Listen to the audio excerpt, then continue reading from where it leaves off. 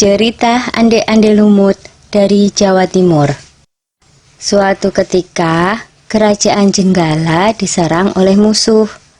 Ketika perang semakin sengit, permaisuri raja yang bernama Putri Dewi Sekartaji melarikan diri dan bersembunyi ke sebuah desa yang jauh dari Jenggala. Untuk menjaga keselamatannya, ia menyamar sebagai gadis kampung. Dewi Sekartaji tinggal di tempat Nyai Intan. Nyai Intan adalah seorang kaya yang mempunyai 3 putri, yaitu Kelenteng Abang, Kelenteng Ijo, dan Kelenteng Biru. Oleh Nyai Intan, Dewi Sekartaji diangkat anak dan diberi nama Kelenteng Kuning. Setelah keadaan di kerajaan Jenggala kembali tenang dan aman, sang pangeran mencari jejak istrinya. Ia pergi dan menyamar menjadi seorang pangeran yang sedang mencari jodoh. Panji Asmarabangun menyamar dengan nama Ande-Ande Lumut, lalu membuat sayembara. Dalam waktu singkat, berita sayembara itu tersebar jauh hingga ke desa si Kelenteng Kuning. Kelenteng Abang, Ijo, dan Biru mendengar kabar sayembara itu. Mereka sangat senang dan ingin mengikuti sayembara itu. Kita harus berhias agar terlihat cantik dan memikat sang pangeran, kata Kelenteng Abang. Benar sekali, kita akan memakai pakaian dan perhiasan yang paling bagus, kata Kelenteng Ijo. Hei Kelenteng Kuning, kamu tidak usah ikut sayembara ini, karena kamu tidak pantas mendapatkan pangeran. Lebih baik kamu mencuci baju di sungai, perintah Kelenteng Abang sinis. Ketika Kelenteng Kuning sedang mencuci di sungai, tiba-tiba seekor burung bango datang menghampirinya. Anehnya, burung itu bisa berbicara dan kedua kakinya menggenggam sebuah cambuk. Wahai Tuan Putri, pergilah ke desa Dadapan mengikuti sayembara itu. Di sana Tuan Putri akan bertemu dengan Panji Asmarabangun.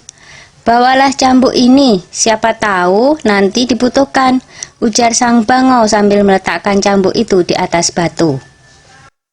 Burung bango itu lalu terbang ke angkasa dan menghilang sebelum Kelenteng Kuning menjawabnya. Kemudian Kelenteng Kuning kembali ke rumah dan berangkat menuju desa Dadapan.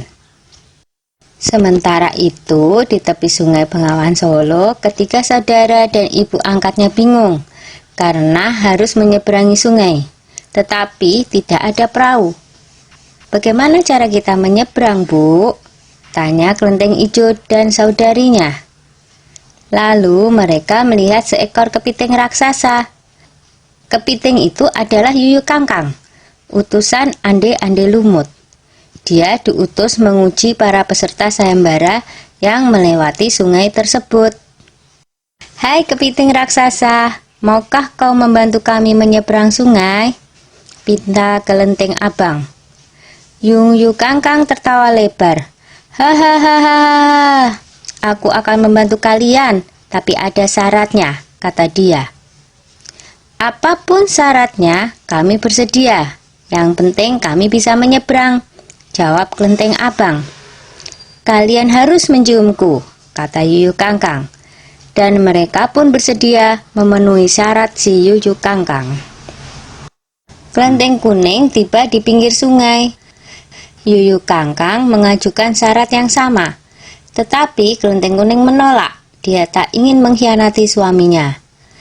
Berkali-kali Kelenteng Kuning memohon, tetapi Yuyu Kangkang tetap menolak.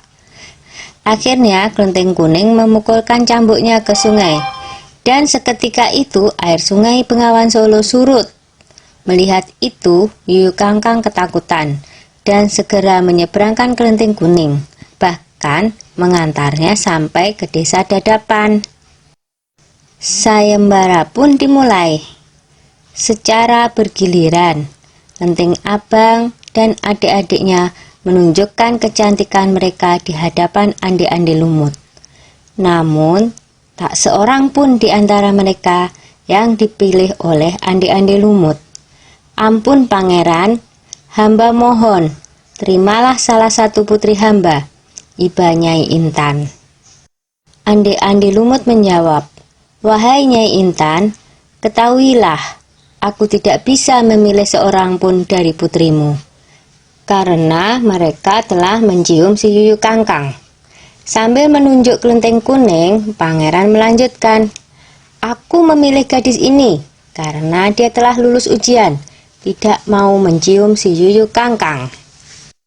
Nyai Intan dan ketiga putrinya baru sadar bahwa mereka ditolak oleh Ande-Ande Lumut karena tidak lulus ujian.